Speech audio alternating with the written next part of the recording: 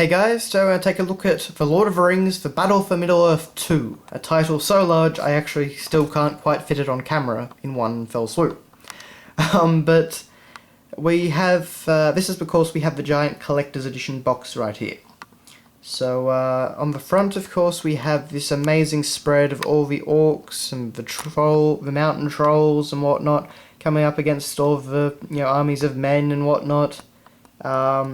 It's a really, really amazing piece of artwork, and it just kind of blends into the box, so giving it a very nice look.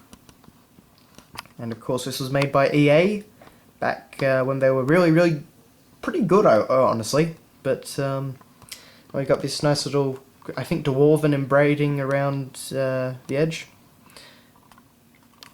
And yes, the M rating gives it away. This is the Australian version. On the sides, you've just got your usual PC specs information to access online features. One thing to remember when looking at the Battle for Middle-earth games, EA cut off their online systems a couple of years back now. So you can only play it with Hamachi or LAN. So, well, actually, in other words, you can only play it with LAN. Something that is a pretty good... I think that's a pretty good reason for modern games to actually have it, by the way.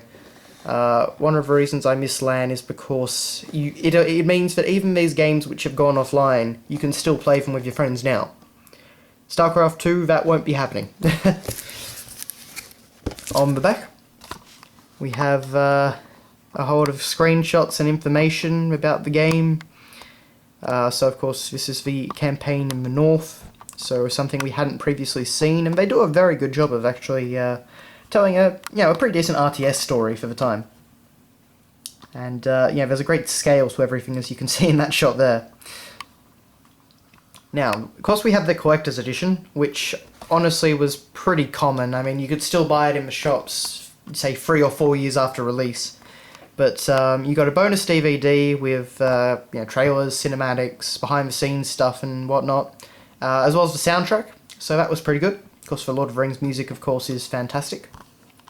We get a number of in-game stuff, so we get some exclusive maps like Weathertop, some extra creator hero options, that was a big feature, and of course you get an all-new dragon unit, which was a big thing. You get Art of the Battle for Middle-earth, which was also on the DVD. Unfortunately, it wasn't actually an art book.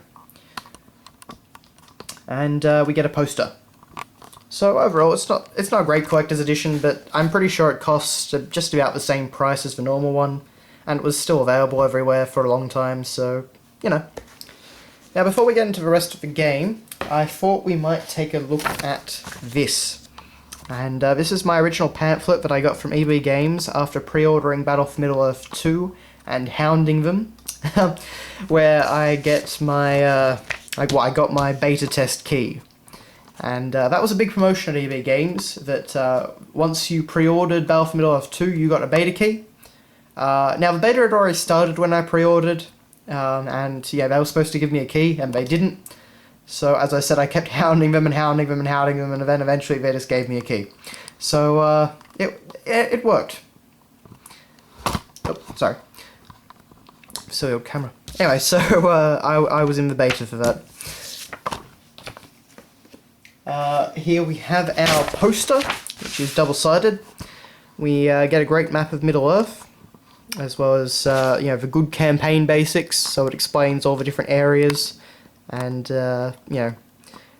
what holding them is good for and whatnot, as well as some lore. So it's a rather nice little map. And then on the flip side of that, you have the evil campaign basics, and this presents a very different map of Middle-earth. So, again, looking pretty cool, and it goes through all the different places that you should take if you're evil. So yeah, that was a pretty cool little map. We get an advertisement for Black, which was a shooter in 2006, I believe, coming from EA. I honestly can't remember much about it, aside from it being a big deal before release and then just kind of disappearing. I don't know if it was ever any good or whatnot. I think our friend had it. But anyway, so there's that. Bit out of place with Lord of the Rings, you'd think, but anyway. We have a little card for keyboard commands and whatnot. So nothing terribly exciting. And mine's got stuff on both sides, so for different hotkeys. And we have a manual. So we've got some great artwork on the front of two of the main characters from this particular game, or two of the main hero characters rather, in some cool poses, Glorfindel, as well as I think it's a Nazgul in the background, or dragon. We get a decent sized manual, but it is all in black and white, and it's pretty basic. You wouldn't expect much more in 2006, but yeah, so it's just not particularly interesting. And of course, back then, registering with EA to receive, what was it, exclusive access to an EA cheat code or hint specifically for your game, because, you know, another game would be useless if you don't have it. The inside scoop on your favourite EA games, and full care technical support. You did not get full care technical support, I can tell you that. But anyway, that was on the back of all the different EA games, and you always had to do that with all of them back then. Anyway, so that's that. And then finally we actually come to the game case. Mine has been around a bit, so it's got a lot of scratches and whatnot, as you can see if I have a light.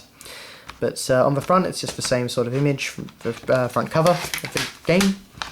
On the back, we get a pretty cool shot of the dwarves. Now inside, we have, of course, the Collector's Edition game disc. And if I can figure out how to get it open, which I may not be able to actually, the bonus disc is just behind it, essentially.